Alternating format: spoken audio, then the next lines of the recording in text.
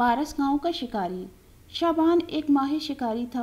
اس نے اپنے گھر کے وسیع ڈرائنگ روم کی دیواروں پر خوبصورت پینٹنگز کی جگہ ہرن اور باراسنکھے کے سر آویزاں کر رکھے تھے، جن کی آنکھیں جھڑ چکی تھیں، اور درمیانی میز پر لومڑی کی کھال اپنی منہ اور دم سمیت بچھی تھی۔ پہلی نظر میں ایسا معلوم ہوتا تھا جیسے شابان کے ڈرائنگ روم کی میز پر کوئی لومڑی بڑی بے تکلفی سے پھیل کر بیٹھی ہو۔ شکار کی تلاش اور شوق میں وہ ملک کے ہر اس حصے میں پہنچا جو شکار کے لیے مناسب تھا۔ یوں وہ مہم جوئی اور شکار کا بے حد شوقین تھا۔ اس کے شوق کو مد نظر رکھتے ہوئے اس بار پارس نامی گاؤں سے اسے شکار کی دعوت ملی۔ ایک خوبصورت جنگل میں وہ تیندوے، شیر اور ہرن کے شکار سے بالخصوص لطف اندوز ہو سکتا تھا۔ پارس گاؤں کا نمبردار شابان کا قریبی دوست تھا اور اس کی دعوت کسی طور بھی نظر انداز نہیں کی جا سکتی تھی۔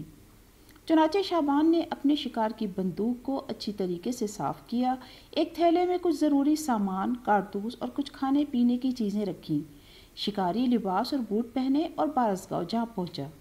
پارس گاؤں سے ملکہ جنگل میں جانوروں کی بہتات تھی، مگر اس بار شکار کے بجائے شابان کو مختلف اور نئے قسم کے تجربات کا سامنا کرنا پڑا۔ شابان گاؤں پہنچا تو گاؤں کے لوگوں اور اس کے دوست نے شابان کا استقبال کیا اور اسے گرم جوشی سے خوش آمدید کہا اور اس کی بہت خاطر تواضع کی، کیونکہ گاؤں والے جانتے تھے کہ ان کا علاقہ شکاریوں کے لیے پسندیدہ ہے، اس لیے وہ ان کی رہنمائی کے لیے بھی تیار رہتے تھے اور اس کام میں ان کی مدد کے لیے بلا معاوضہ خدمات بھی پیش کرتے۔ نمبردار نے شابان کو بتایا کہ آج کل ایک خوفناک ریچھ جنگل سے نکل کر آبادی کی جانب آ جاتا ہے، کبھی کبھی مویشی چرانے والے مردوں اور بعض اوقات عورتوں اور بچوں پر بھی حملہ ور ہوتا ہے اور انہیں ہلاک بھی کر دیتا ہے، اس لیے بے حد احتیاط کی ضرورت ہے۔ رات نمبردار کے گھر قیام کرنے کے بعد شابان صبح سویرے اٹھا۔ موسم بے حد خوشگوار تھا، گرمیاں ختم ہو رہی تھیں اور سردیوں کی شروعات تھی۔ سردیوں کی آمد بھی بہت بھلی معلوم ہو رہی تھی۔ ناشتے کے بعد نمبردار نے اپنے 2 آدمی بطور مددگار شابان کے حوالے کیے اور شابان نے اپنے خصوصی مددگار کے ہمراہ جنگل کی راہ لی۔ دن کے 10 بج چکے تھے، پورا سبز جنگل دھوپ سے سنہرا ہو چکا تھا۔ دھوپ کی سنہری کرنوں نے تمام جنگل کو سونے کا بنا دیا تھا۔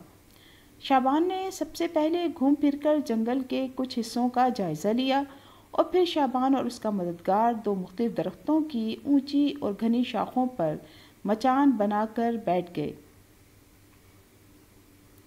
دوسرا مددگار دوسرے محفوظ مقام پر پہنچ گیا۔ اب شابان دوربین سے دور دور تک جانوروں کی آمد و رفت کا جائزہ لینے لگا اور اس ریچھ کے بارے میں سوچنے لگا جس نے کئی لوگوں کو ہلاک کیا تھا اور جو گاؤں والوں کے بقول دوپہر کو جنگل کے آخری حصے سے نکل کر گاؤں کی طرف آ جاتا تھا۔